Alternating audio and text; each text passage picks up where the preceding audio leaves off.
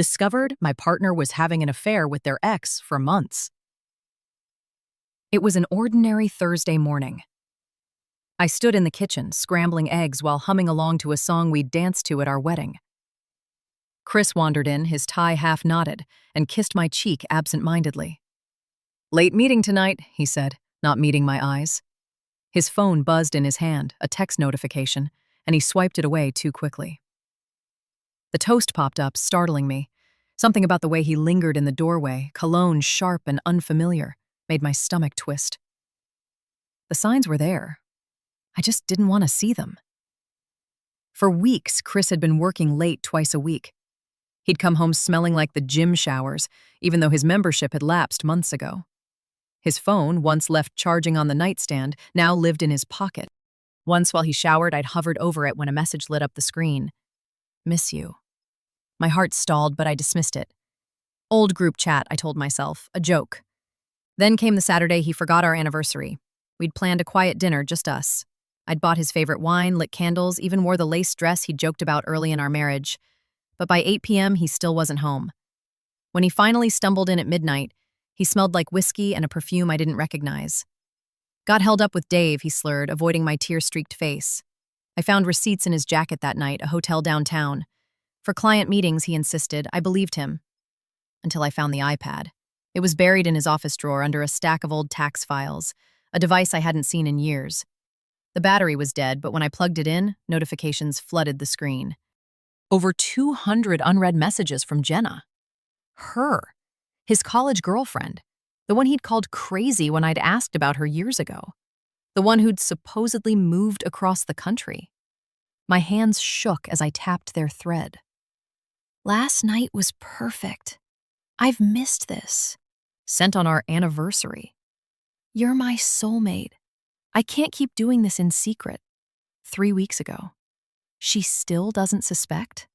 Followed by a heart emoji. Photos. So many photos.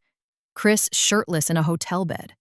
Jenna's perfectly manicured hand on his chest. Dates marked in a shared calendar. Dinner at Luca's, weekend in Sedona, couples massage. I couldn't breathe. The room tilted. I sank to the floor, iPad clutched in my lap as their words blurred into a haze of betrayal. 2 years of marriage, 5 years together. How many lies? How many nights had I sat alone, believing his excuses while he held her? When Chris came home, I was still there. Tears dried into salt tracks on my cheeks. He froze in the doorway. "What are you doing?" he asked, voice thin. I held up the iPad. "Soulmates, huh?" His face crumpled. "It's not what you—" "Don't!" The word tore out of me, raw and ragged. "How long?" Silence. Then, quietly, 6 months. 6 months. Half a year of planning, of lies, of looking me in the eye and saying I love you before going to her. I yanked off my wedding ring and threw it. It hit the wall with a hollow clink. "Get out," I whispered. He didn't leave. He begged, sobbed, said it just happened, that he'd ended it weeks ago. Another lie. Their last message was 2 days prior. Promised therapy, counseling, anything. I locked myself in the guest room, his voice muffled through the door. My mind replayed every moment. The perfume, the texts, the way he'd flinch when I touched him lately. Had I pushed him away? Was I not enough? I wanted to scream. To burn every photo of us. To drive to Jenna's and what? Beg her to explain why my life wasn't worth respecting?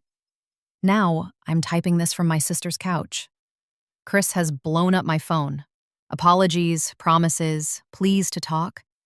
Part of me still loves him. The other part feels like I've been hollowed out, my memories reduced to ash. I don't know what to do. TLDR. Caught husband cheating with his ex via messages on an old iPad. Now torn between love and self-respect.